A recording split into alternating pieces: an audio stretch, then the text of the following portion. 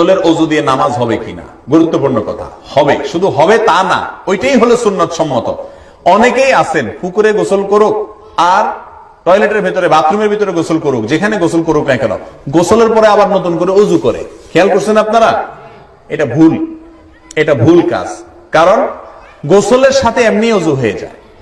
গোসলের সুন্নত পদ্ধতি কি? আমাদের রাসূল সাল্লাল্লাহু আলাইহি সাল্লামের নিয়ম অনুযায়ী আপনি গোসল করেন, তাহলে গোসলটাও একটা ইবাদত হবে, সুন্নাত পালন হয়ে যাবে। গোসলের সুন্নাত পদ্ধতি হলো 2 হাতের কবজি পর্যন্ত ধুইয়া কুলি করা, নাকে পানি দেওয়া, মুখ ধোয়া, দোনো হাতের কোণে পর্যন্ত ধোয়া, মাথা মাসায় করা।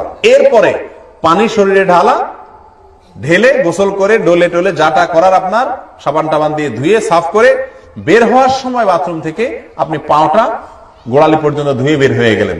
অজু এবং গোসল দুইটা একসাথে হয়ে গেছে। এরপরে আবার যদি অজু করেন তাহলে সেটা অনর্থক কাজ, এই অজুর কোনো প্রয়োজন